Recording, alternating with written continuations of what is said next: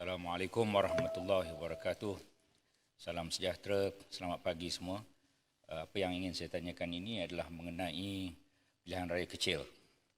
Datuk Yang Dipertua, saya meminta Perdana Menteri menyatakan adakah kerajaan bercadang untuk menasihati Seri Paduka Baginda Yang di-Pertuan Agong bagi mengisytiharkan darurat di Dun Bugaya dan Parlimen Greek seperti di Parlimen Batu Sapi.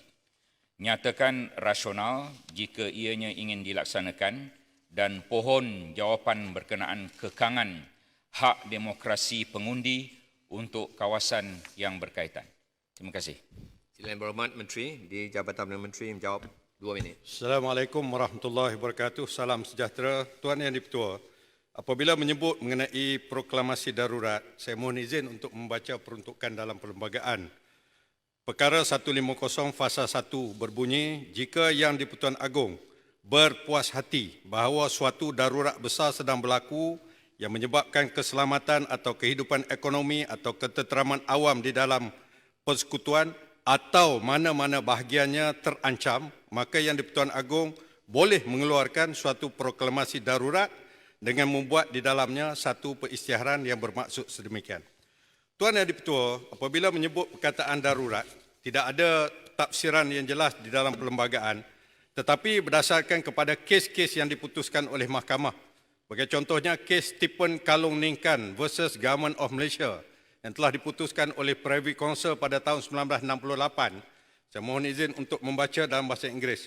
Although an emergency to be within the article must be not only grave, but such as to threaten the security or economic life of the Federation or any part of it, the natural meaning of the word itself is capable of covering a very wide range of situations and occurrence, including such diverse events as wars, famines, earthquake, flood, epidemics, and the collapse of the civil government.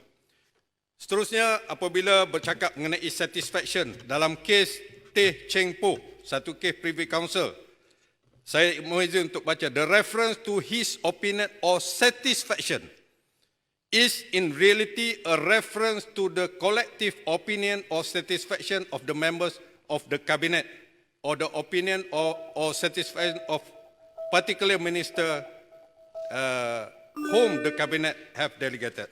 Tuan Yang Dipertua, sesungguhnya kerajaan pada hari ini telah berusaha sedaya upaya untuk membendung penularan COVID-19 di negara kita ini. Atas sebab itulah, berpandukan kepada perkara 150, Jemaah Menteri memutuskan untuk mengarahkan Perdana Menteri menasihatkan Yang di-Pertuan Agong untuk mengisytiharkan sebahagian daripada persekutuan, iaitu Parlimen Batu Sapi, supaya diisytiharkan darurat.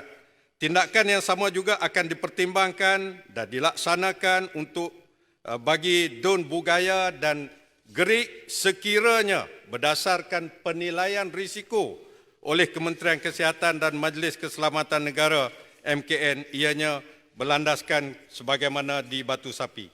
Antara masalah di Batu Sapi ialah didapati bahawa pematuhan garis panduan SOP yang ditetapkan oleh MKN kemungkinan besar tidak dapat dipatuhi dengan sepenuhnya. Masalah yang kedua, pelantikan petugas pilihan raya. Sehingga 6 hari bulan November, daripada sepatutnya 837 orang petugas pilihan raya, hanya 143 orang saja yang sanggup untuk bertugas.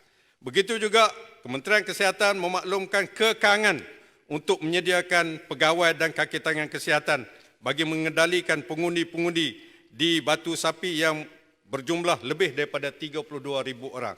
Atas dasar itu, kerajaan berpendapat perisytiharan darurat adalah sangat tepat dan langkah yang diambil oleh Yang di-Pertuan Agong adalah amat bertepatan dengan perlembagaan.